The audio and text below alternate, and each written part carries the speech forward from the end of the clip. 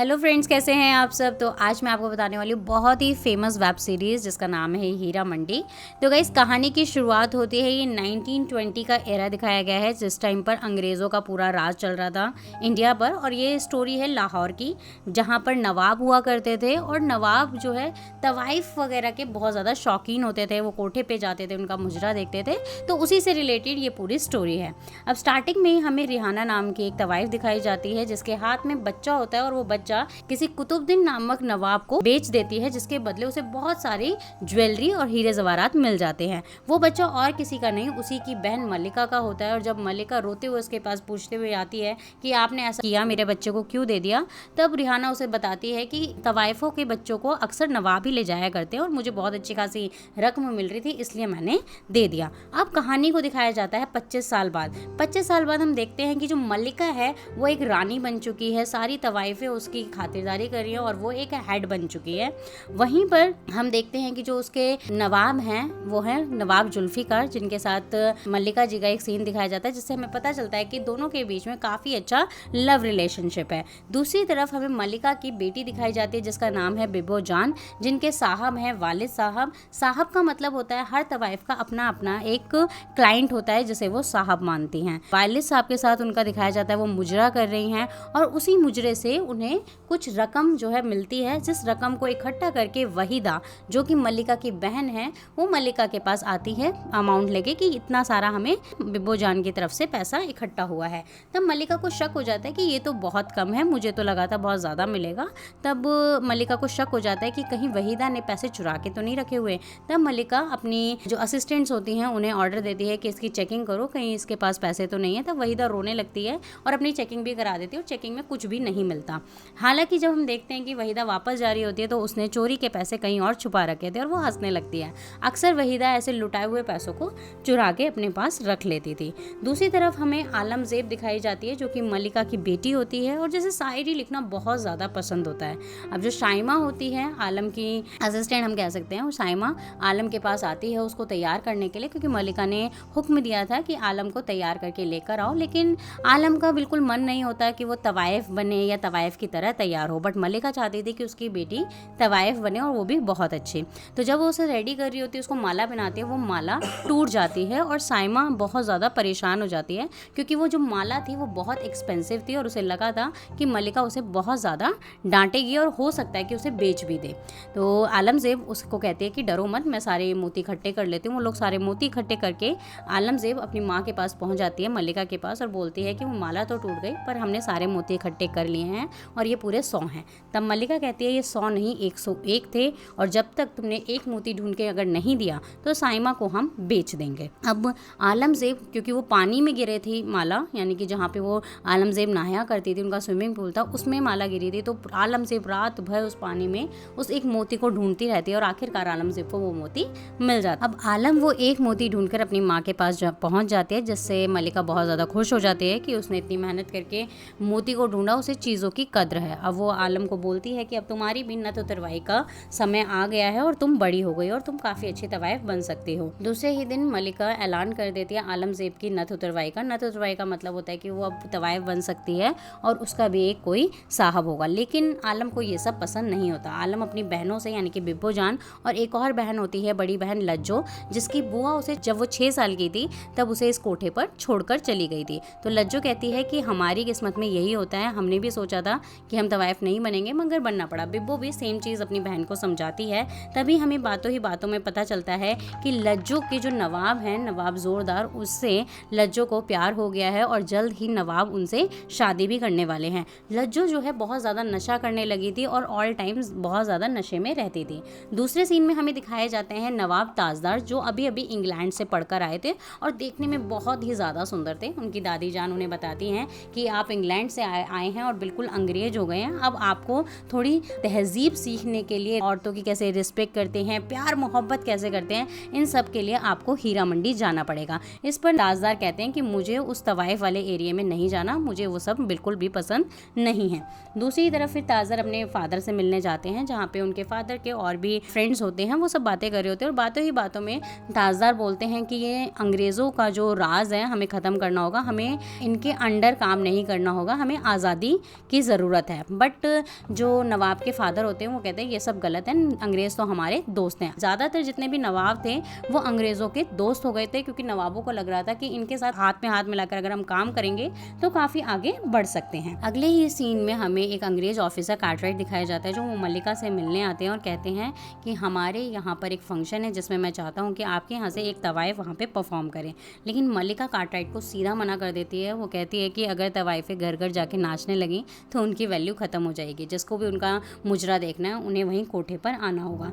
जिससे कार्टराइट बहुत ज़्यादा गुस्सा हो जाते हैं और वो ठान लेते हैं कि उन्हें इस मल्लिका से बदला ज़रूर लेना है। देन जो कार्टराइट हैं वो उस्ताद जी को बुलाते हैं, जो कि हीरा मंडी में काफ़ी टाइम से काम कर रहे थे, और उनसे पूरी इन्फॉर्मेशन निकलवाते हैं कि मल्लिका की कोई कमज़ोरी हमें बताइए जिससे हम उसे बदला ले सके। दूसरे ही सीन में हमें दिखाते हैं कि मल्लिका जो है पार्टी के लिए रेडी हो रही हैं, और वो आलमज़ेब को भी बोलती हैं कि चलो हमें पार्टी में जाना है। बट आलम कहते हैं कि हमारी तबीयत ठीक नहीं है, हम नहीं आ सकते। तभी मल्लिका बोलती हैं कि वहाँ पे एक बहुत मशहूर शायर भी आ रहे हैं। तब आलम का मन हो जाता है जाने के लिए, बट फिर मल्लिका कहती है कोई बात नहीं, तुम्हारी तबीयत ख़राब है तो तुम बिल्कुल भी मत जाओ। लेकिन आलम के वो फेवरेट शायर होते हैं, इसीलिए जब मल्लिका अपनी बग्गी में बैठ रही होती है तभी चुपके से पीछे आलम बैठ जाती हैं और उस मुशायरे में पहुंच जाती हैं। जब वो उस मुशायरे में चुपचाप फेमस मुशायर की शायरी नोट डाउन कर रही होती है, लिख रही होती है, तभी ताजदार की नज़र उस पर पड़ जाती है और एक ही नज़र में ताज को आलम से प्यार हो जाता है। और जैसे ही मुशायरा ख़त्म होता है, ताज इधर उधर आलम को ढूंढ रहा होता है, बट आलम उन्हें वहाँ पर नहीं मिलते। और वहीं पर ताजदार को उनकी दादी मल्लिका से मिलवाती हैं और कहती हैं यही है हीरा मंडी की महारानी। और ताजदार उनकी थोड़ी सी बेइज्जती कर देता है, लेकिन उस बात पर उनकी दादी उनको डांटती हैं कि ऐसा नहीं करना, वो हमारी मेहमान हैं और ये बहुत बड़ी महारानी भी हैं। तो वहाँ से जैसे ही मल्लिका लौटती हैं, जब मल्लिका अपने कोठे पर आ रही होती हैं, तभी उन्हें पता चल जाता है कि आलम भी उनकी बग्गी पर थी। और उस टाइम तो मल्लिका आलम को कुछ भी नहीं बोलती और आलम को लगता है कि माँ ने उन्हें क्यों नहीं डांटा, क्योंकि मल्लिका का रोल ऐसा दिखाया गया कि वो बहुत ही ज़्यादा डेंजर हैं और बहुत ही ज़्यादा लोगों को डांटती रहती हैं और जल्दी से डिसीजंस लेती हैं, मतलब कठोर दिल की दिखाई गई हैं। बट उसका बदला वो लेती हैं। अगले दिन आलम की सारी शायरी वाली डायरियों को वो जला देती हैं। इस पर आलम बहुत फूट फूट कर रोती हैं, बट तब भी मल्लिका नहीं मानती। अब अगले दिन हम देखते हैं कि बिब्बू जान अपने साहब वली के साथ होती हैं। तभी वली को जाना पड़ता है और वली बताते हैं बिब्बू जान को कि आज हमें जाना बहुत ज़रूरी है, क्योंकि आज शायद अंग्रेज उन क्रांतिकारियों पर हमला भी कर सकते हैं। अब बिब्बू जान आलमज़ेब को लेकर लाइब्रेरी जाती हैं और कहती हैं कि माँ ने तुम्हारी सारी शायरी की बुक जला दी है, इसलिए तुम अब कुछ नई बुक्स यहाँ से खरीद लो। वो आलम वहाँ पे लाइब्रेरी में नई बुक्स खरीदने लग जाती हैं। उसी बीच बिब्बू जान एक बुक मांगती है लाइब्रेरियन से, जो कि बहुत इंपॉर्टेंट बुक होती है, और वो उस बुक को लेकर आलम को बोलते हैं कि तुम यहीं पे किताबें सिलेक्ट करो, हम अभी आते हैं। और वो उस बुक को लेकर कहीं चली जाती हैं। हम देखते हैं कि लाइब्रेरी में ही आलम को ताज मिल जाते हैं, जो ताज बोलते हैं कि मैं यहाँ पर काम करता हूँ, और तब उन दोनों की थोड़ी बहुत वहाँ पर बातचीत होती है। दूसरी तरफ हम देखते हैं कि बिब्बू जान जो बुक लेकर गई थी वो एक हामिद नाम के क्रांतिकारी को पकड़ाती हैं और उन्हें बताती हैं कि हमें वली साहब से पता चला है कि आज अंग्रेज क्रांतिकारियों पर हमला भी कर सकते हैं और इसीलिए आपको इसकी ज़रूरत पड़ेगी। उस बुक में और कुछ नहीं, एक गन होती है जिसे वो उस क्रांतिकारियों को हैंड ओवर कर देती हैं। अब इधर आलम ने अपनी सारी किताबें सिलेक्ट कर ली थी और वो वहाँ से जाने ही वाली थी और बिब्बू जान वहाँ पर नहीं आई थी। वो लाइब्रेरी से बाहर निकलती हैं और देखते हैं वहीं पर फिर हंगामा शुरू हो जाता है। क्रांतिकारी आ जाते हैं, पुलिस ऑफिसर्स आ जाते हैं और एक बहुत बड़ा हंगामा वहाँ पर हो जाता है। उस हंगामे से ताज जो है आलम को बचाते हैं और उसी भीड़ में एक क्रांतिकारी को जब अंग्रेज मार रहे होते हैं तब ताज उस क्रांतिकारी को भी बचाते हैं। और तभी एक पुलिस ऑफिसर ताज पर बंदूक तान कर खड़ा हो जाता है, लेकिन तभी ताज को वो हामिद बचा लेता है जिसको बिब्बू जान ने गन दी थी। फिर वो जब जैसे ही ताज दोबारा से आलम के पास जाने को देखते हैं तो आलम वहाँ पर नहीं होती, लेकिन ताजदार को आलम का हैंकी मिल जाता है। यहाँ पर फर्स्ट एपिसोड खत्म हो जाता है। अब हमें सेकंड एपिसोड दिखाया जाता है। सेकंड एपिसोड में फिर से पास्ट दिखाया जाता है। रिहाना लेटी हुई है और मल्लिका रिहाना के पैर दबा रही होती है और दोनों आपस में बात कर रही थी। तभी रिहाना कहते हैं कि हम तुम्हें भी जल्दी ही बेच देंगे। तब मल्लिका बताती है कि जो रिहाना का साहब था जुल्फिकार, वो तो मल्लिका को ज़्यादा पसंद करता है। तब रिहाना को इस बात पर गुस्सा आ जाता है, लेकिन मल्लिका को पहले से ही गुस्सा था क्योंकि रिहाना उनका बच्चा भी बेच चुकी थी और इसी गुस्से में वो रिहाना रिहाना को मार देती है। तभी जुल्फ़िकार भी वहाँ पहुँच जाते हैं। वो कहते हैं ये तुमने क्या किया? वो कहते हैं कोई बात नहीं, मैं सब हैंडल कर लूँगी। वो रिहाना की बॉडी को कोठे के, ख्वाबगाह उनका नाम होता है उस कोठे का, जगह का, उसके बीच में लाती है और वहीं पर लटका देती है ताकि सबको लगे कि रिहाना ने खुदकुशी की है, और वहाँ से जुल्फ़िकार को भगा देती है। वैसे तो वो उसको सुसाइड घोषित कर देती है, बट फिर भी पुलिस वाले जो है मल्लिका को पकड़कर ले जाते हैं और जेल में डाल देते हैं। और जुल्फ़िकार जो है अंग्रेज़ों को अच्छा खासा पैसा दे के उस केस को दबा देते हैं और मल्लिका को वहाँ से रिहा करवा देते हैं। अब हम प्रेजेंट सिचुएशन देखते हैं, जहाँ पर पूरे शहर में कर्फ्यू लगा हुआ है, कोई भी बाहर नहीं जा सकता। और दूसरी तरफ आज रिहाना की बरसी होती है, तो सारी तवाइफें ख्वाबगाह में जाती हैं उसको श्रद्धांजलि देने। उसमें वहीदा होती है, मल्लिका है, उसकी बेटियां हैं, सारी वहाँ पर उनको श्रद्धांजलि देने जाती हैं। और उसी श्रद्धांजलि में फ़ोटो को देखते हुए, जो रिहाना का फ़ोटो होता है उसको देखते हुए मल्लिका कहती है मैं कभी नहीं चाहती कि तुम्हारी आत्मा को सुकून भी मिले। वहीं पर वहीदा अपनी बहन मल्लिका से कहती है कि अब मुझे इस ख्वाबगाह की चाबी दे दो। तब मल्लिका कहती है अभी नहीं, सही वक्त आने पर दूंगी। एक्चुअल में क्या होता है, 2 महल होते हैं, तो वहीदा स्टार्टिंग से कह रही थी कि ये वाला महल मुझे दे दो और पहले वाले महल में तो तुम रह ही रही हो, वो तुम्हारा हो जाएगा। लेकिन उस महल पर केस चल रहा था, इसलिए वहीदा को वो महल नहीं मिलता। दूसरी तरफ हम देखते हैं कि लज्जो रेडी हो रही थी काफ़ी अच्छे से और बिब्बो जान को बताती है कि मैं अपने नवाब से मिलने जा रही हूँ जोरावर, वो मुझसे बहुत प्यार करते हैं। और इसी बीच बिब्बो को ये भी पता चलता है, जो कि वो असलियत बता रही है लज्जो को, कि उनकी तो शादी होने वाली है, वो आपसे शादी नहीं कर रहे, वो किसी और से शादी कर रहे हैं। तब लज्जो इस पर बहुत ज़्यादा गुस्सा हो जाती है और कहती है नहीं ऐसा नहीं है, वो मुझसे प्यार करते हैं, मुझसे ही शादी करेंगे। और जल्दबाजी में जा रही होती है और बहुत ज़्यादा नशे में होती है और वो वहीं पर गिर जाती है। दूसरी तरफ हम देखते हैं कि ताज को जो हैंकी मिला था, उसकी जो परफ्यूम की खुशबू है उसे ले लेकर वो ताज एक इत्र वाले के पास पहुंचते हैं और पूछते हैं कि कौन सा इत्र है और आप बता सकते हैं कि आप के पास ये इत्र किसने खरीदा। तो वो इत्र वाले बताते हैं कि ये तो एक कॉमन इत्र है और बहुत सारी लड़कियां ये सब खरीदती हैं, ये वाला इत्र तो हम नहीं बता सकते। वहीं पर साइमा होती है, साइमा जो है आलम के हैंकी को पहचान जाती है और वो हैंकी उस इत्र वाले से लेकर आ जाती हैं। तो साइमा आलम को बताती हैं कि तुम्हारे इस हैंकी को लेकर कोई तुम्हारे बारे में पूछ रहा था। दूसरी तरफ हम देखते हैं कि लज्जो उस पार्टी में पहुंच जाती हैं जहां पर जोरावर यानी कि उसके नवाब होते हैं और वो उनकी फियांसे होती है, जैसे नवाब जो है शादी करने वाले थे। वहां पर जाकर वो उनसे थोड़ा चेप हो रही होती है, उनसे फ्लर्ट कर रही होती है। तभी जो नवाब जोरावर वो वहाँ से लज्जो को भगा देते हैं और लज्जो बेचारी अपने प्यार की भीख मांगती रह जाती है। दूसरी तरफ हम देखते हैं कि मल्लिका अपनी बेटी आलम को पूरा रेडी करके देख रही होती है कि उसकी बेटी आलम कितनी सुंदर लग रही है और तवाइफ बनने के लिए बिल्कुल भी रेडी है। ये सब फिलहाल वैसे आलम को पसंद नहीं था, बट उसकी माँ की बात वो टाल भी नहीं सकती थी, मल्लिका की बात कोई नहीं टाल सकता था, इसीलिए वो ऐसे रेडी होके बैठ जाती है। तभी वहाँ पर बिब्बो जान बताती हैं कि नवाब जोरावर की शादी है और उस शादी के मुजरे के लिए लज्जो को उन्होंने बुलाया है। तो बिब्बो कहती है लज्जो आपको जाने की ज़रूरत नहीं है, मैं वहाँ चली जाऊँगी, क्योंकि सबको पता होता है भाई लज्जो प्यार करती है, उसको दुख होगा। बट मल्लिका कहती है इसे जाने दो, ये अपने आप संभाल लेगी। और लज्जो भी कहती है कि हम ही जाएंगे, हमारे साहब हैं तो हम ही जाएंगे। तो हम दूसरे सीन में देखते हैं कि जोरावर जी की शादी चल रही है और वहीं पर लज्जो पहुंच जाती है मुजरा करने के लिए। और लज्जो मुजरा तो कर रही होती है, लेकिन मुजरे में ही वो बार बार जोरावर के करीब आ रही होती है।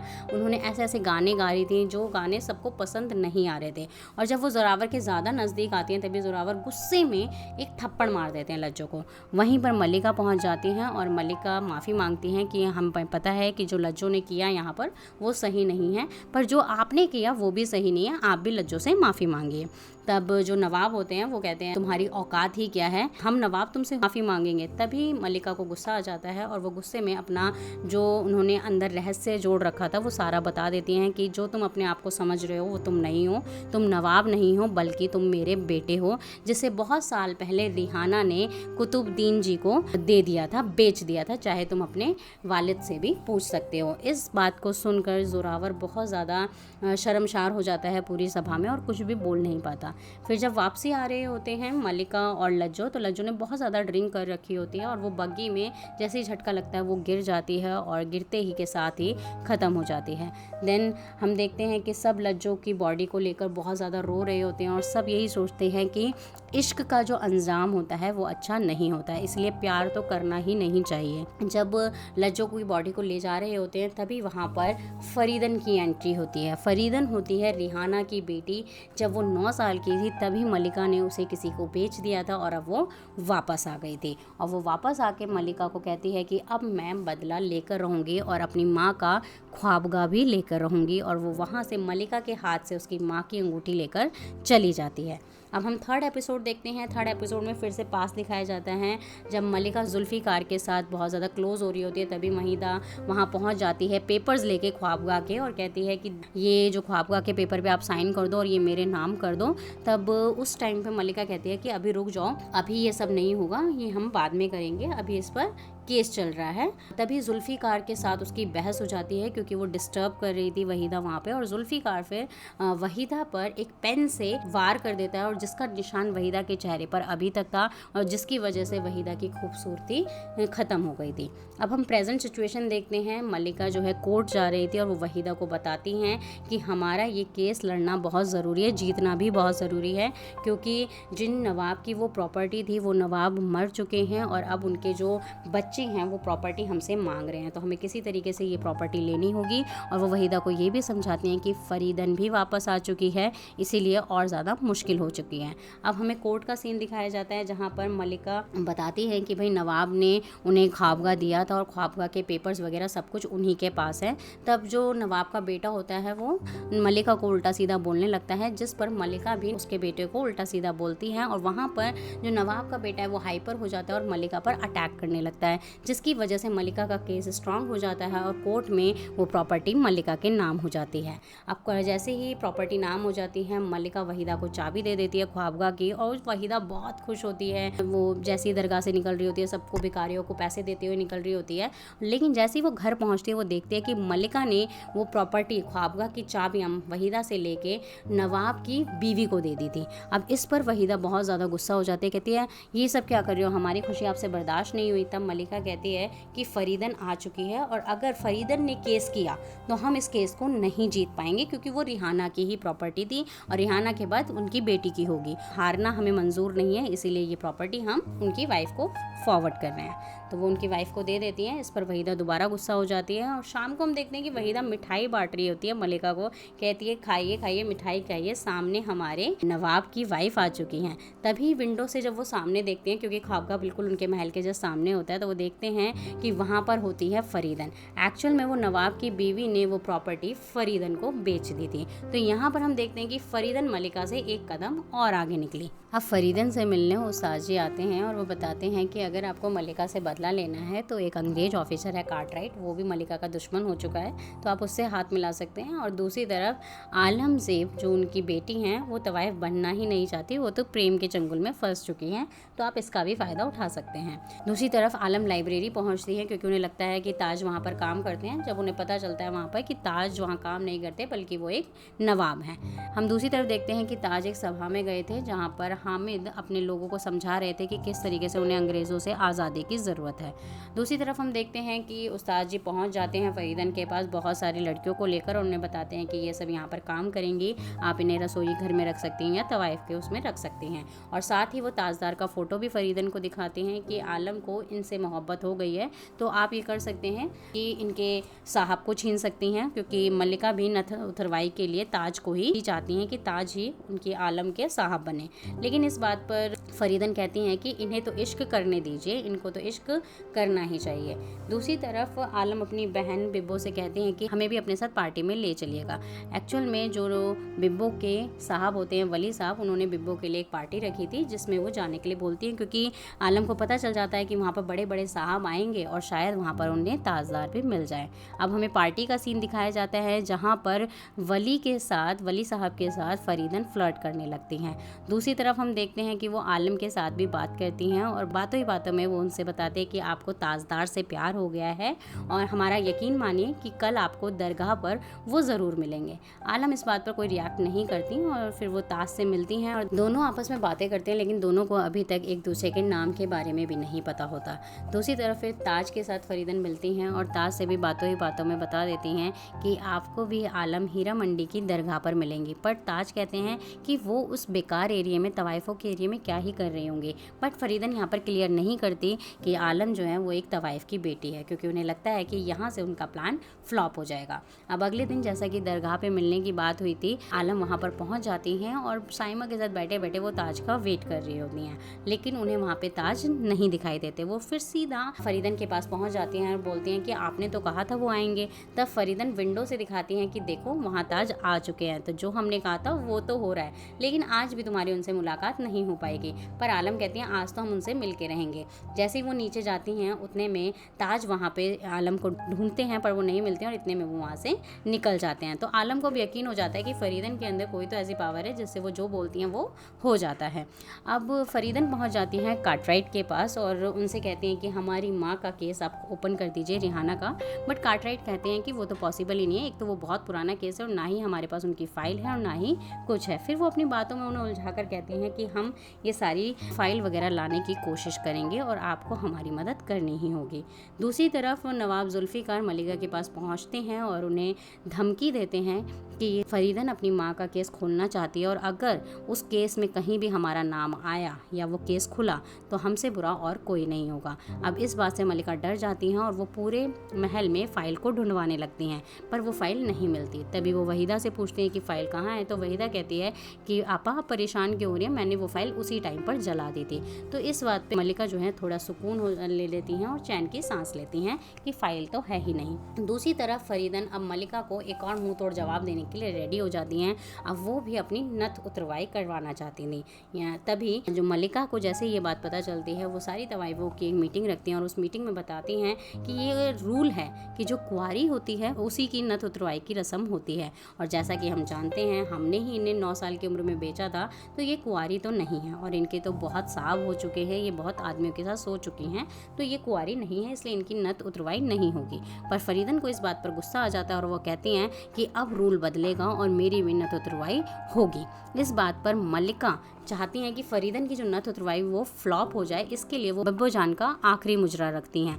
आखिरी मुजरे की बहुत ज़्यादा वैल्यू होती है। इसका मतलब होता है कि उसके बाद बिब्बो जान का ना कोई साहब होगा और ना ही वो कोई मुजरा करेंगी। इस बात के लिए बिब्बो जान भी खुश नहीं होती, क्योंकि इतनी कम उम्र में ही उनका आखिरी मुजरा हो रहा था।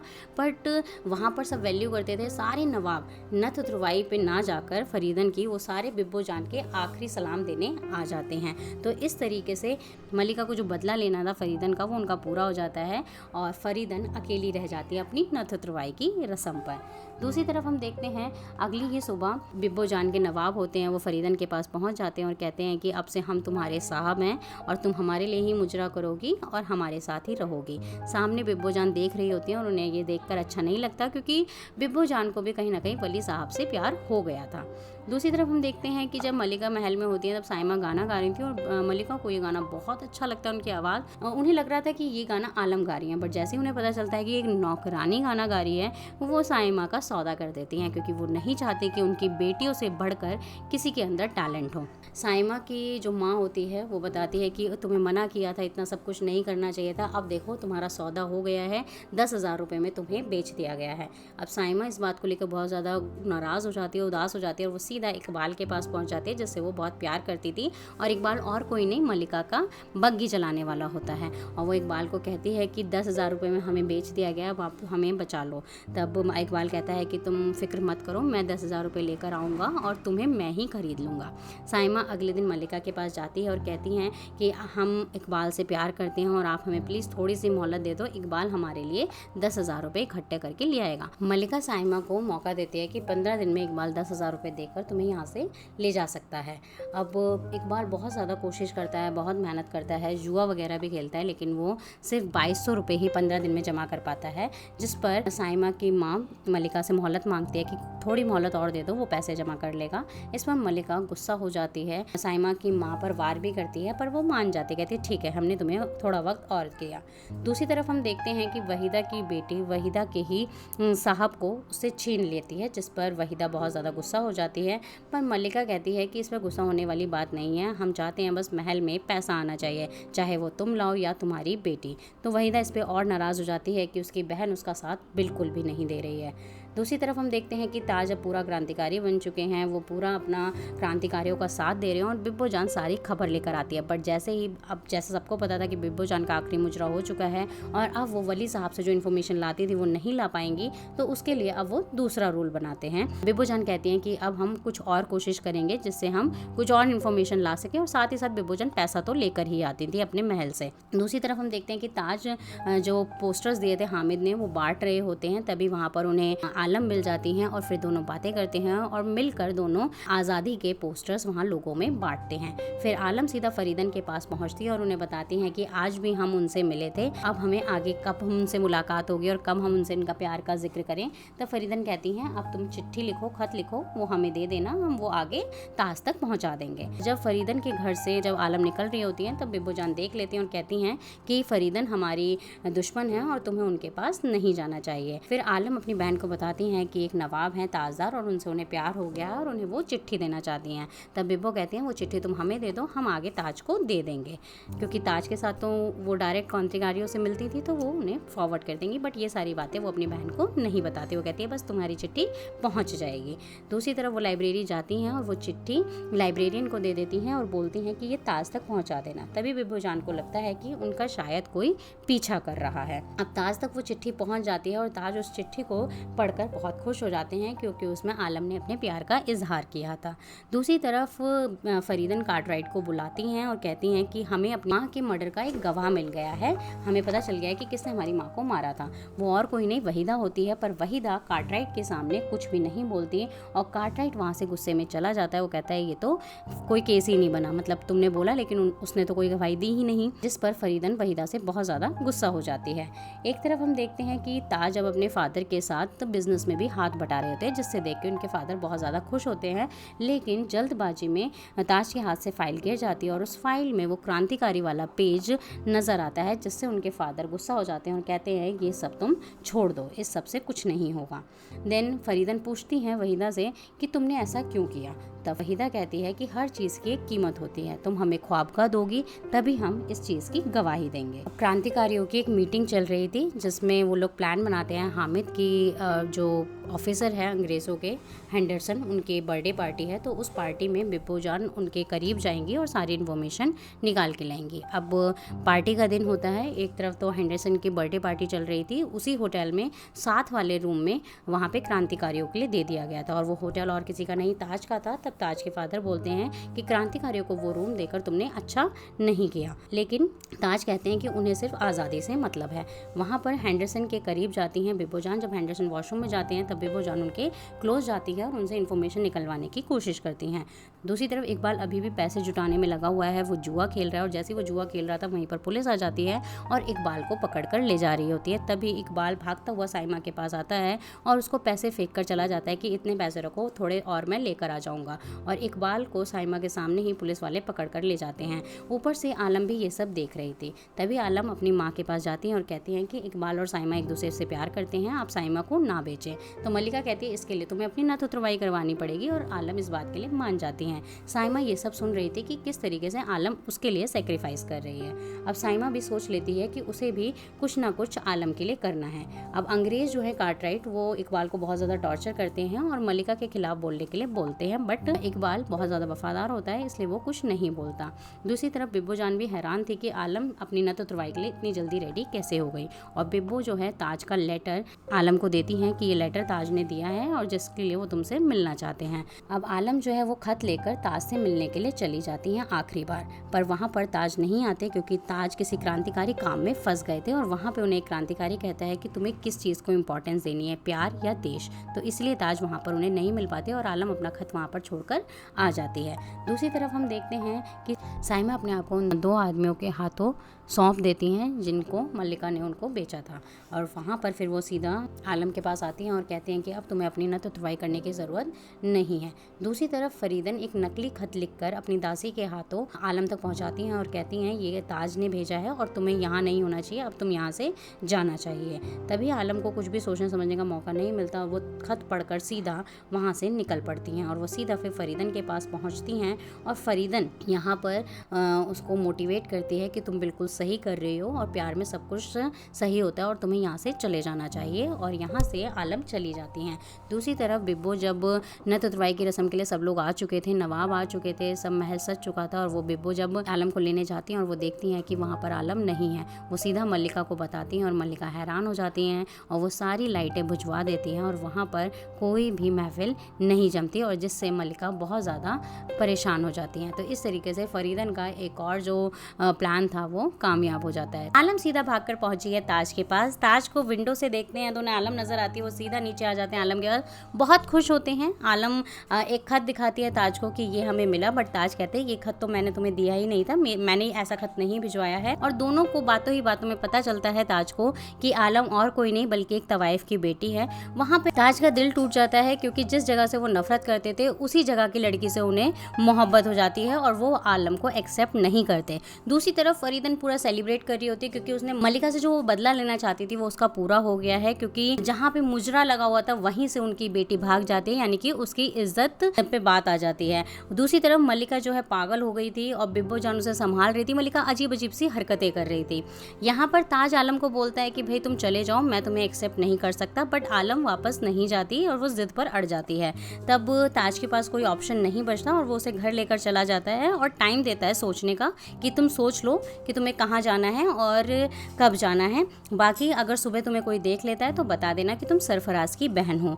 जब सुबह ताज उठता है तो वो देखता है कि आलम उसकी दादी के साथ बहुत ज़्यादा कंफर्टेबल होती है और दादी भी बहुत ज़्यादा आलम के साथ खुश होती है, बट बाप को बहुत ज़्यादा शक हो जाता है कि आज तक तो हमने ताज के किसी दोस्त का नाम सुना नहीं था सरफराज है, ये अचानक से बहन कहाँ से आ गई। बट ताज उस टाइम हैंडल कर लेता है कि ये मेरी फ्रेंड की बहन है और कुछ दिनों के लिए हमारे साथ रहेगी। दूसरी तरफ बिब्बो जान जो है क्रांतिकारी से मिलती है जो कि ताज का फ्रेंड होता है और उसी से उसे पता चलता है कि आलम ताज के साथ है और खुश है और उसके घर वालों को भी कोई प्रॉब्लम नहीं है।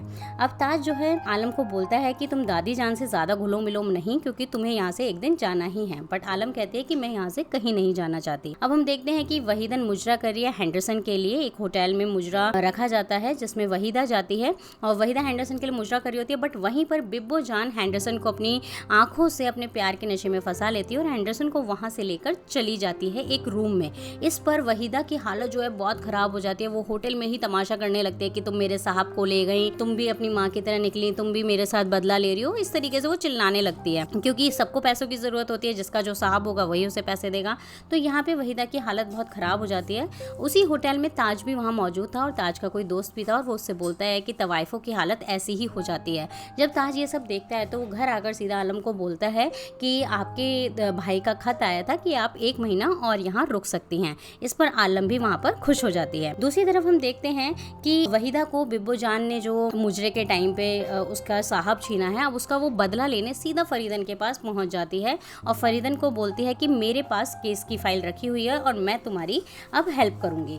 दूसरी तरफ हम देखते हैं कि आलम जो है दादी के साथ शॉपिंग के लिए निकली थी। यही गाड़ी में आलम को दादी के साथ उस्ताद देख लेता है और वो सीधा मल्लिका के पास जाता है ईदी देने। वो कहता है कि कल ईद है और मैं आपको एक ईदी देने जाता हूँ। मल्लिका समझ जाती है कि उसे आलम की घर पर पता चल गई है कि आलम कहाँ पर है। मल्लिका को पता चल जाता है कि आलम ताज के घर है, तो ईद वाले दिन मल्लिका सीधा ताज के घर जाती है। इससे पहले मल्लिका कुछ बता पाए ताज की फैमिली को, ताज खुद ही बता देता है कि कोई सरफराज है ही नहीं और आलम सरफराज की बहन नहीं है बल्कि मल्लिका की बेटी है। तो इस पर दादी भी बहुत ज़्यादा नाराज़ हो जाती है कि ताज ने इतना बड़ा झूठ बोला और उसका बाप भी नाराज़ हो जाता है। बट ताज कहता है कि मैं आलम को वापस हीरा मंडी नहीं भेजूंगा और मैं आलम से शादी करना चाहता हूँ। तो मल्लिका इस बात पर कहते हैं कि हम भी देखते हैं कि आज तक तो ऐसा हुआ नहीं कि किसी नवायफ ने तवाइफ से शादी की हो, तो ये भी देख लेते हैं कि आप आलम से शादी कर भी पाते हैं या नहीं।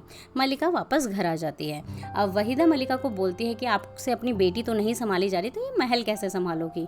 दूसरी तरफ ताज के जो फादर हैं वो ताज को और आलम को दोनों को घर से निकाल देते हैं। अब ताज के पास कोई ऑप्शन नहीं होता तो वो अपनी दूसरी कोठी अमरूद कोठी पर चले जाते हैं जहाँ पर उनके मामा रहते थे।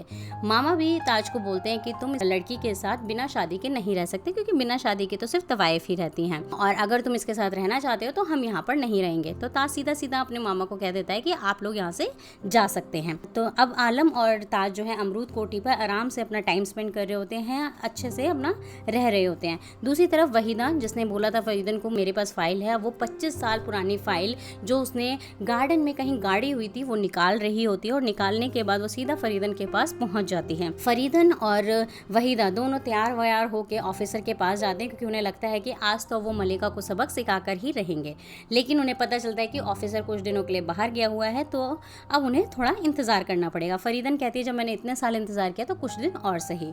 दूसरी तरफ हम देखते हैं कि ताज और आलम अपना अच्छा खासा टाइम स्पेंड कर रहे होते हैं और दोनों का एक इंटीमेट सीन भी दिखाया जाता है। दोनों का प्यार अब बढ़ता जा रहा है। हम दूसरी तरफ देखते हैं कि जुल्फिकार मलिका के साथ टाइम स्पेंड करने के लिए बाहर गए हुए हैं और वहीं पर वो मलिका को गुड न्यूज़ देते हैं कि मेरे पास फरीदन के खिलाफ बहुत सारे सबूत हैं। फरीदन ने यहाँ पे ही नहीं बल्कि कई शहरों में उसके खिलाफ केस लगे हुए हैं कि उसने बहुत सारे नवाबों को लूटा है, उनकी प्रॉपर्टी को गलत तरीके से हथियाया है और हर जगह की पुलिस उसे ढूंढ रही है। वो कुछ पिक्स जो है मलिका को देते हैं। मलिका को जब ये सबूत मिलता है तो बड़ी खुशी खुशी सीधा फरीदन के पास जाती हैं, जहाँ पर फरीदन फोटो क्लिक करा रही होती हैं और उसको जाके ब्लैकमेल करती हैं कि अगर तुमने केस रिहाना को रीओपन किया तो ये सारी जो तुम्हारे सबूत हैं ये मैं भी लोगों को बता दूंगी और तुम्हें भी जेल हो जाएगी। तो अब इस बात पे फरीदन कुछ भी नहीं कर सकती थी, उसे चुप ही रहना पड़ा। तो फरीदन सीधा वहीदा को बोलती है कि इस फाइल में तो कुछ भी नहीं है, तुम झूठ बोल रही थी। और वहीदा को यहाँ पता चल जाता है कि फरीदन भी उसको धोखा दे रही है। अब वहीदा के पास कोई ऑप्शन नहीं होता, वो सीधा अपनी बहन मलिका के पास जाती है और उनसे माफ़ी मांगती है कि मैंने दूसरों पर विश्वास किया। लेकिन मलिका कहती है कि अब तुम्हारी बेटी ही हुजूर बनेगी क्योंकि बिब्बो जान का तो आखिरी मुजरा हो चुका है, आलम यहाँ से जा चुकी हैं, तो अब तुम्हारी बेटी ही यहाँ की हुजूर बनेगी। अब हम देखते हैं कि इकबाल भी जेल से छूटकर आ गया है और वो साइमा के बारे में पूछता है, बट कोई नहीं बताता कि साइमा कहाँ गई। मलिका इकबाल को बताती है कि तुम्हारे ऊपर बहुत ज़्यादा केस लगाए हुए थे अंग्रेजों ने, इसलिए मैं तुम्हें जल्दी नहीं छुड़वा पाई और तुम्हारे जाते ही साइमा किसी के साथ भाग गई थी और वो ये कड़ा तुम्हारे लिए छोड़ गई है। इस पर इकबाल जो है बहुत ज़्यादा दुखी हो जाता है। दूसरी तरफ हम देखते हैं कि बिब्बो हैंडरसन से मिलने पुलिस स्टेशन जाती है और वहीं पर उसे एक नक्शा दिखाई देता है जिसमें हथियारों की जानकारी होती है। अब ताज जो है आलम को शादी के लिए प्रपोज कर देता है और डिसाइड करते हैं कि वो जल्दी ही शादी कर लेंगे। अब बिब्बो जान जो है नक्शा क्रांतिकारियों को दिखा देती हैं कि इस तरीके से हम हथियार जो है यहाँ से चुरा सकते हैं। वहीं पर ताज बिब्बो को ये भी बताते हैं कि वो जल्द ही आलम से शादी करने वाले हैं। अब ताज ने एक फंक्शन रखा होता है जिसमें उन्होंने अंग्रेज़ों को और सबको बुलाया होता है। ताज ये फंक्शन इसलिए रखते हैं ताकि उन पर कोई शक ना करे कि वो क्रांतिकारियों के साथ हैं। वहीं पर फरीदन भी कार्टराइट के साथ आती है और आलम को ढूंढ रही होती हैं, लेकिन ढूंढते ढूंढते वो सीधा आलम के रूम में पहुंच जाते हैं जहां पर फरीदन को बहुत सारे कुछ सबूत मिल जाते हैं क्रांतिकारी होने के। साथ ही फिर वो जब आलम से मिलती हैं तो आलम उसे नाराज होती है फरीदन से, बट फरीदन कहती है कि हो ना हो मेरी वजह से ही अब तुम ताज से शादी करने वाली हो। अब अगले ही पल क्रांतिकारियों को हम देखते हैं कि वो हथियार लूटने गए थे। हथियार लूटने जैसे ही वो अंदर जाते हैं बाहर से कोई गेट जो है लॉक कर देता है, जहां पर क्रांतिकारियों को पता चलता है कि उन्हीं में से कोई मिला हुआ है जो उन्हें फंसा रहा है। वो जैसे तैसे अपनी जान बचाकर वहां से भागते हैं। हथियारों के साथ वो भागने में कामयाब हो जाते हैं, बट उनमें से एक को गोली लग जाती है। दूसरी तरफ जो कार्टराइट होता है, जब वो फरीदन के साथ होता है तब उसे पता चलता है कि हथियारों की चोरी हो गई और वो जल्दी वहां से जाने वाला था। तभी फरीदन उसे रोकती है और कहती है कि मुझे पता है कि हथियारों की चोरी किसने की है, मेरे पास सबूत हैं, बट तुम्हें मेरा एक काम करना होगा, तुम्हें मेरी माँ की फाइल जो है रिहाना की फाइल दोबारा से रीओपन करनी होगी। तो इस पे कार्टराइट कह देता है हाँ मैं ओपन कर लूँगा और उस केस पे पूरा काम करूँगा, लेकिन तुम मुझे सबूत दो। तो सीधा कार्टराइट को बता देते हैं कि अमरूद कोठी।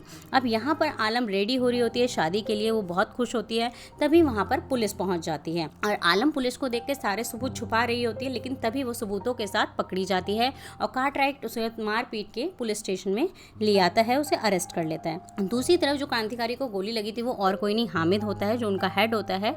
वहीं पर ताज को इन्फॉर्मेशन मिलती है कि आलम को अरेस्ट कर लिया गया है। ताज बहुत ज़्यादा परेशान हो जाता है और जल्दीबाजी में वो वहाँ से जा रहा होता है आलम को बचाने, तभी हामिद उसे रोक लेता है। कहता है कि तुम अब डिसाइड कर लो कि तुम्हें प्यार चाहिए या देश। तभी ताज वहाँ रुक जाता है और लेकिन वो अगले ही पल अपने फादर के साथ पुलिस स्टेशन पहुँचता है, क्योंकि जिस कोठी पर छापा पड़ा था वो कोठी तो ताज की थी। अब कार्टराइट को पूरा शक होता है कि भाई ताज क्रांतिकारियों से मिला हुआ होता है, लेकिन वो आलम को बुलाता है और पूछता है कि ये सारा जो प्लानिंग थी वो किसकी थी। तो आलम कहते हैं कि इनमें ताज का कोई भी हाथ नहीं है, ये सब मैंने किया है, और वो अपना गुनाह एक्सेप्ट कर लेती है। लेकिन कार्टराइट ताज से कहते हैं कि आप तो इनसे शादी करने वाले थे, तो आपको नहीं पता कि आपकी कोठी पर क्या हो रहा है। तो ताज तभी बोल पड़ता है कि तवाइफों से कौन शादी करता है, मैं कोई शादी वादी नहीं करने वाला था। इस बात पर आलम को थोड़ा बुरा लगता है, लेकिन वो समझ जाती हैं कि वो देश के लिए उनका सेक्रीफाइस कर रहे हैं। दूसरी तरफ बिब्बो जान मल्लिका को बताती है कि आलम को अरेस्ट कर लिया गया है, पर मल्लिका कहती है कि अब उसका ताज कहाँ गया, क्या ताज उसे छुड़वाएगा नहीं। बट बिब्बो जान अपनी माँ को और फोर्स करती है कि हमें आलम को निकालना ही होगा। तो मल्लिका पुलिस स्टेशन जाती है और वही पुलिस स्टेशन का ऑफिसर कार्टराइट है, जो पहले से ही मल्लिका से बहुत ज़्यादा चिढ़ा हुआ है। अब वो कार्टराइट का पूरा दिन वेट करती है और कार्टराइट दूसरी तरफ फरीदन के साथ टाइम स्पेंड कर रहा होता है। उसे पता है मल्लिका उसका वेट कर रही है, बट वो जानबूझ के मल्लिका को वेट करा रहा था। रात हो जाती है, शाम को वो फिर कार्टराइट वहाँ आता है, मल्लिका को बहुत टॉर्चर करता है, कहता है गाना गाइए, गाना गवाता है, डांस कराता है। थोड़ी देर बाद कहता है कि अब कपड़े उतार के डांस कीजिए। तो मल्लिका उसकी सारी चीज़ें समझ जाती है कि वो क्या करना चाहता है, और वहाँ पे मल्लिका अपने आप को उन सारे पुलिस ऑफिसर्स को सौंप देती है और यहाँ पे उसका एक तरीके का गैंग रेप होता है। अब मल्लिका अपनी बेटी को तो छुड़ा के ले आती है, लेकिन उसके साथ जो हुआ वो उसको भूल नहीं पाती और एक सदमे में चली जाती है। दूसरी तरफ फरीदन को जब कार्टराइट बताता है कि मैंने मल्लिका से इस तरीके से बदला लिया, तो इस पर फरीदन को भी बहुत बुरा लगता है, क्योंकि वो मल्लिका को गिराना तो चाहती थी, बदला तो लेना चाहती थी, बट इस तरीके से नहीं। अब मल्लिका की हालत इतनी बुरी होती है कि वो रात को फाउंटेन के नीचे बैठ जाती है, उसके ऊपर पानी गिर रहा होता है, मतलब वो एक पागल की तरह बिहेव कर रही होती है। दूसरी तरफ आलम बिब्बो को बताती है कि वो प्रेग्नेंट है। अब बिब्बो जब ताज से मिलती है, क्रांतिकारियों की जब मीटिंग होती है, तो वो उस टाइम ताज को बहुत ज़्यादा सुनाती है और कहती है कि तुम बाप भी बनने वाले हो। अब जैसे ही ताज को पता चलता है कि वो बाप बनने वाला है, वो सीधा अपने घर जाके अपने फादर को बोलता है कि वो आलम से शादी करना चाहता है। बट उसका फादर जो है वो बिल्कुल भी राज़ी नहीं होता। लेकिन जो दादी होती है ताज की, वो कहती है कि मैं राज़ी हूँ और मैं तुम्हारे साथ चलूंगी मल्लिका से बात करने आलम के लिए। अब दादी और ताज दोनों मल्लिका से मिलने जाते हैं। पहले तो मल्लिका बहुत देर तक दादी और ताज की बेइज्जती करती रहती है, जिसको ताज को अच्छा नहीं लगता, बट उसकी दादी उसे समझाते हैं रहने दो, कोई बात नहीं, हम हर तरीके से हैंडल कर लेंगे। फिर लास्ट में मल्लिका रेडी हो जाती है कि अगर आप 10 बजे तक बारात लेकर आ जाते हैं तो ताज और आलम की शादी हो जाएगी, वरना अगले ही पल हम आलम को मुजरे पर बिठा देंगे। तो इस बात पर दादी और ताज दोनों राजी हो जाते हैं। दूसरी तरफ हम देखते हैं कि इकबाल को पता चलता है उस्ताद के थ्रू कि साइमा भागी नहीं है, बल्कि उसे मल्लिका ने बेच दिया था, और वो भी 2-2 लोगों के हाथ। दूसरी तरफ अब बिब्बो जान पहला कार्ड जो शादी का था आलम और ताज का, वो लेके फरीदन के पास पहुंचती है। फरीदन पहली बार बहुत ज़्यादा खुश होती हैं यहाँ पर, बट ताज का बाप जो है बिल्कुल भी खुश नहीं होता और वो कार्टराइट को कॉल करके कुछ प्लान करता है। दूसरी तरफ हम देखते हैं अब हीरा मंडी में खुशी होती है, क्योंकि पहली बार किसी तवाइफ की शादी हो रही होती है। अब कार्टराइट क्या करता है, वो ताज को पकड़ने आ जाता है, क्योंकि बाप ने यही प्लान किया था कि वो थोड़े टाइम के लिए ताज को अरेस्ट करा देगा, ताकि ताज और आलम की शादी ना हो पाए। अब 10 बज जाते हैं और 10 बजे भी बारात नहीं आती। ताज बल्कि अपने बाप से बोलते भी हैं कि थोड़ा मुझे मोहलत दे दीजिए, इन्हें बोल दीजिए मुझे 10:30 बजे अरेस्ट कर लें, बट उसका बाप नहीं मानता। तो यहाँ पर अब बारात जब टाइम से नहीं आती, तो मल्लिका आलम को बोलती है कि अब तुम मुजरे पर बैठ जाओ। फरीदन को पता चलता है उस्ताद से कि ताज को अरेस्ट कर लिया गया, और वो सीधा कार्टराइट के पास जाती है पुलिस स्टेशन में। कार्टराइट को वो अपनी बातों में लाने की कोशिश करती है, बट यहाँ पर अब भी कार्टराइट समझ चुका है कि फरीदन भी अब उसके साइड नहीं है, और वो देखती है फरीदन की ताज को बहुत ज़्यादा टॉर्चर करा जाता है, बहुत ज़्यादा मारा जाता है, और इतना मारा जाता है कि ताज वहीं पर मर जाता है। अब यहाँ पर आलम मुजरा कर रही होती है, और मुजरे के बीचों बीच बिब्बो आती है, क्योंकि बिब्बो को फरीदन के थ्रू पता चल जाता है कि ताज मारा गया है, और वो आलम को ये सब बता देती है। अब आलम सदमे में है, हम अगले एपिसोड में देखते हैं कि आलम सदमे में है, और मल्लिका को बहुत ज़्यादा चिंता हो जाती है आलम की। अब सीधा बिब्बो जान आलम को कब्र पर लेके जाती हैं ताज की, जहाँ पर आलम फूट फूट कर रोती है, और जो उसके अंदर का सदमा होता है वो बाहर निकल कर आ जाता है। दूसरी तरफ हम देखते हैं कि कार्टराइट जो है, कार्टराइट और हेंडरसन ताज के फादर के पास जाते हैं और बोलते हैं कि वहाँ पर उस टाइम पर क्रांतिकारियों ने हमारे पुलिस स्टेशन पर हमला कर दिया था, और जिस लड़ाई में ताज मारा गया, हम तो ताज को बचाने की कोशिश कर रहे थे। ये लोग हालांकि गलत बोल रहे थे। दूसरी तरफ मल्लिका फरीदन को चाबी दे देती है और कहती है कि मेरी बेटियां तो अब इसकी हुजूर नहीं बन सकती, जितनी क्वालिटी चाहिए, जितना हरामीपन चाहिए, वो सब तुम में ही है, और तुम ही यहाँ की हुजूर बन सकती है, तो ये लो चाबी। फरीदन उस टाइम तो चाबी वापस लौटा देती है और कहते हैं ये चाबी तो मैं आपसे कभी ना कभी छीन ही लूंगी। अब देखते हैं हम कि बिब्बो जान क्रांतिकारी सब प्लान बना रहे होते हैं अंग्रेजों पर हमला करने के लिए, लेकिन उनकी लोकेशन जो है अंग्रेजों को पता चल गई थी, इसलिए बिब्बो जान सारे क्रांतिकारियों को अपने महल में ले जाती है चोरी छुपे। लेकिन मल्लिका ये सब देख लेती है, और मल्लिका बिब्बो जान की हेल्प करती है। वो कहते हैं कि इन सबको लज्जो के कमरे में ठहरा दो और उनका खाने पीने का बंदोबस्त करो। दूसरी तरफ हम देखते हैं कि दादी की हालत बहुत ज़्यादा खराब हो गई है ताज के मरने के बाद। आलम उनके पास पहुंचती है और आलम को देख देख के वो बहुत खुश हो जाती हैं और कहती हैं कि अब मैं आराम से मर सकती हूँ। उसको सारी अंगूठियाँ दे रही होती हैं। तभी आलम कहती है कि नन्हा ताज भी जल्द ही इस दुनिया में आने वाला है। इस पर दादी बहुत खुश हो जाती हैं। जितने भी नवाब होते हैं वो सब डिसाइड करते हैं कि वो हीरा मंडी नहीं जाएंगे, क्योंकि जितनी भी तवाइफें हैं वो सब अंग्रेज़ों के खिलाफ हो चुकी हैं और अब हम अंग्रेज़ों से पंगा नहीं ले सकते। और सारी तवाइफें अंग्रेज़ों के खिलाफ हो चुकी हैं, वो क्रांतिकारियों का साथ दे रही है। तो जब कोई भी नवाब वहाँ नहीं जाता हीरा मंडी, तो धीरे धीरे जो हीरा मंडी है वो वहाँ पे जो इनकम आना है, वहाँ पे जो पैसे आना है वो कम हो जाते हैं और सबकी हालत थोड़ी ख़राब होने लगती है। जिस पर उत्साह जी मलिका से कहते हैं कि आप एक बार जुल्फ़िकार जी से बात कीजिए। पर मलिका और वहीदा डिसाइड करते हैं कि अब हम भी नवाबों के पास नहीं जाएंगे, अब हमें भी सिर्फ आज़ादी चाहिए और अब हम अंग्रेज़ों के खिलाफ लड़ेंगे। फिर तवाइफों की एक मीटिंग होती है जिसमें बिब्बो जान कहती है कि हमें भी आज़ादी चाहिए और अब हम अपनी आज़ादी के लिए खुद लड़ेंगे। दूसरी तरफ क्रांतिकारियों की जब मीटिंग होती है उसमें हामिद कहते हैं कि एक जलसा रखा गया हैंडरसन का और वहाँ पे हैंडरसन को हमें मारना होगा। तो बिब्बो जान कहती है कि मैं हैंडरसन को मारूंगी क्योंकि उस जलसे में मुझे बुलाया गया है। तो जैसे ही जलसा होता है, वहाँ पे चल रहा होता है, हैंडरसन स्पीच दे रहे होते हैं, तभी बिब्बो जान एक भरी सभा में बंदूक लेती है और हैंडरसन को मार देती है। हामिद भी वहाँ पर होता है, वहाँ पर फाइट होना शुरू हो जाती है, फायरिंग होना शुरू हो जाती है, लेकिन वहीं पर कार्टराइट आ जाता है और वो पीछे से हामिद को गोली मार देता है और हामिद वहीं पर मर जाता है और बिब्बो जान को अरेस्ट कर लिया जाता है। जब मलिका को पता चलता है कि हैंडरसन मारा गया है और उसे और किसी ने नहीं बल्कि बिब्बो जान ने मारा है, तो मलिका भी शॉक्ड हो जाती है क्योंकि उसे पता ही नहीं था कि बिब्बो जान में इतनी हिम्मत भी है। अब फरीदन कहती है कि हमें बिब्बो जान को बचाना ही होगा, वरना अंग्रेज जो है बिब्बो जान को मार डालेंगे और अब हमें ही मैदान में उतरना होगा। तो जितनी भी सारी तवाइफें होती हैं वो एक पूरा डिसाइड कर लेती हैं कि उन्हें अब एक रैली निकालनी है और बिब्बो जान को साथ देना है और बिब्बो जान को बचाना है। दूसरी तरफ उस्ताद आलम के पास पहुंचते हैं एक ऑफर लेके कि तुम्हारे लिए एक ऑफर है, कार्टराइट तुम्हारे साथ सोना चाहता है और बहुत अच्छा खासा तुम्हें पैसा भी देगा। तो इस पर आलम जो है उस्ताद जी को बुरा भला सुनाने लगती है, बट उस्ताद कहते हैं कि ये सब एक प्लान है, तुम्हारे पास ये आखिरी मौका है, तुम कार्टराइट के पास जाओ और ये लो बंदूक, अपना बदला ले लो, क्योंकि ताज को कार्टराइट ने ही मारा था। तो आलम भी मान जाती है इस बात को और वो बंदूक ले लेती है। अब हम देखते हैं लास्ट सीन में सारी जो औरतें हैं, तवाइफें हैं, वो सब मशाले लेके अंग्रेज़ों के खिलाफ लड़ने के लिए बाहर निकलती हैं।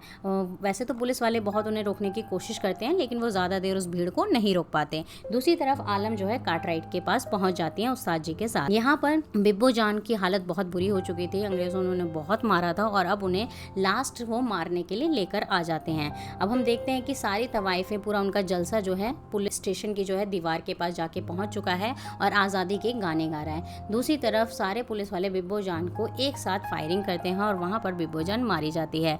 और एक तरफ हम देखते हैं जो आलम कार्टराइट के पास गई हैं, कार्टराइट जैसे ही आलम के क्लोज आने की कोशिश करते हैं, आलम बंदूक से कार्टराइट को वहाँ पर मार डालती है। तो यहाँ पे ये वेब सीरीज़ ख़त्म हो जाती है। यहाँ पर हमें दिखाया जाता है कि किस तरीके से तवाइफों ने भी आज़ादी के लिए अपनी जान दी थी, अपना जीवन जो है सेक्रीफाइस किया था और किस तरीके से लड़ाई की थी। तो यहाँ पर ये एपिसोड एंड हो जाता है और पूरी वेब सीरीज़ ख़त्म हो जाती है। तो गाइज़, आई होप आपको पसंद आई होगी स्टोरी। आप कोई और स्टोरी सुनना चाहते हैं तो मुझे कमेंट बॉक्स में ज़रूर बताएं और इसी तरीके से हमें अपना प्यार देते रहें। Thank you so much.